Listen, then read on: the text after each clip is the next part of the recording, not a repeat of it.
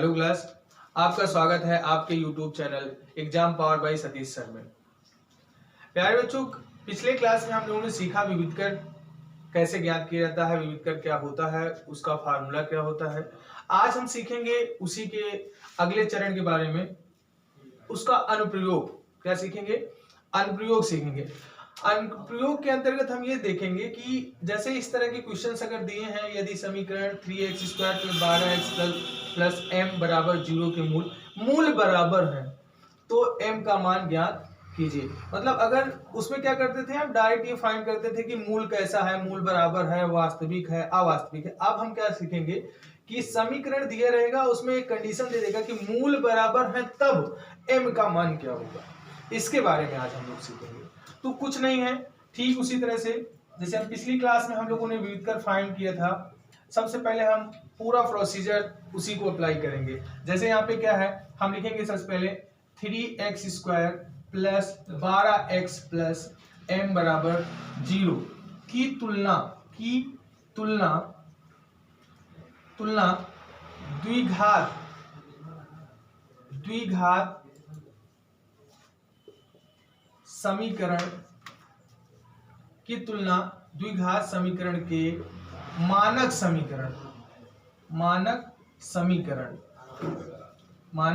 समीकरण ax² plus bx plus c = 0 से करने पर ये पहला प्रोसीजर। आपको इसको लिखने की जरूरत नहीं है, आप डायरेक्ट अपने मन में भी इसका वैल्यू निकाल सकते हैं। लेकिन चूंकि हम लोग शुरुआती दौर में हैं और हम सीख रहे हैं अभी, तो इसलिए ये सब लिखना जरूरी है ताकि 2-4 क्वेश्चंस में हम इसको सीख कर ये पता कर सकें जल्दी से। बाकी लिखने की जरूरत नहीं है, लिख दोगे तभी कोई दिक्कत नहीं है। यहाँ क्या है, जैसे 3 है, अब हम कंपैरिजन करेंगे, तुलना करेंगे, तो यहाँ देखेंगे x² x m। तो हमने उस पिछले क्लास में आपको बताया था कि ये जो a होता है a x² का गुणांक होता है, ये जो b होता है ये x का गुणांक होता है, और c अचर पद होता है जिसको हमने कहा था अचर पद या आंकिक मान। ठीक है, अच्छा जरूरी नहीं है कि आंकिक मान ही हो, इसकी जगह पे कुछ भी हो सकता है, कोई अक्षर हो सकता है। ठीक है, लेकिन इस फेवर में जो यहाँ पे वैल्यू आएगी वो अचर पद माना जाता है। ठीक है, अब यहाँ पे देखिए, यहाँ क्या है, x² है, यहाँ पे x² है, और यहाँ 3 है, यहाँ a। तो यहाँ से हमें मिला a = 3। a का मान कितना निकल कर आया, 3। इसी तरह b का निकल कर आया कितना, 12। इसी तरह c का निकल कर आया कितना, m। अब इसको थोड़ी देर के लिए भूल जाइए कि क्या है, मूल बराबर है क्या है। आपको क्या करना है, d निकालना है। सबसे पहले क्या निकालना है, d। तो आप d बराबर b² - 4ac, ये आप जानते हैं फार्मूला। तो d बराबर b² की वैल्यू हमको मिली है, कितनी मिली है, 12 मिली है, माइनस 4, a की वैल्यू कितनी है, 3 है, c की वैल्यू कितनी है, m है। अब 12 बराबर में हो जाएगा 144 माइनस 4 3 12 m। ये किसकी वैल्यू हो गई, d। ठीक है, अब यहाँ चूंकि क्या है, मूल वास्तविक है, चूंकि मूल वास्तविक है, तो मूल वास्तविक होने पर क्या होता है, मूल बराबर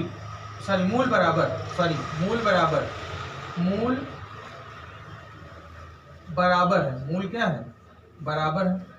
यदि मूल बराबर होता है तो d = होना चाहिए क्या, 0। क्या होना चाहिए, 0। d का मान क्या आना चाहिए था, 0 आना चाहिए था। तब हम क्या, यहाँ चूंकि कंडीशन पहले से कर दिया कि मूल बराबर है, इसलिए हम d बराबर क्या रखेंगे, 0। और d बराबर जब 0 रखेंगे तो d की वैल्यू हमको मिली है कितनी, 144 माइनस 12m, और ये बराबर 0।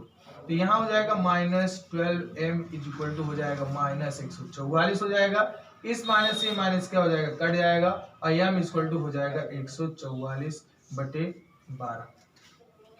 अब ये 12 × 12 बराबर में 44, m बराबर निकल कर आ गया आपका 12 आ गया। कितना आ गया, 12 आ गया।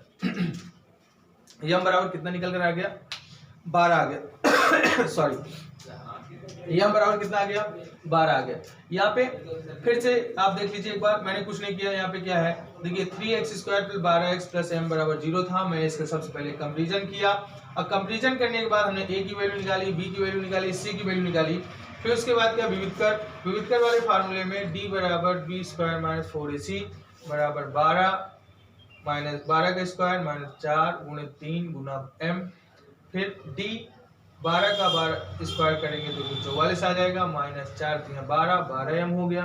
ठीक है, अब यहाँ से क्या आ गया हमारा d का, और हम जानते हैं कि d का अगर मूल बराबर है तो d बराबर होना चाहिए 0। तो मैंने क्या कर दिया, ये इतना कर दिया, ये 12 m जो है इसको इधर रोका, 144 जाएगा उधर तो हो जाएगा 144, m इसकी वैल्यू निकालेंगे तो 144 में 12 12 का 12 से भाग देंगे, 144 को 12 से भाग देंगे तो कितना आ जाएगा, m बराबर 12 आ जाएगा। ठीक है, समझ में आया होगा। इसी प्रकार यदि कहा होता कि मूल क्या है, अवास्तविक है, या मूल क्या है, वास्तविक है, तब मूल अगर वास्तविक होता तो d की वैल्यू क्या होती, बड़ा होती, d की वैल्यू बड़ी होती किससे, 0 से, d की वैल्यू किससे बड़ी होती, 0 से। तो यहाँ पे हम ये वाला सैंबल लगा देते, केवल ये वाला सैंबल लगा देते, बाकी कुछ नहीं करना पड़ता, सब कुछ वैसे का वैसा होता।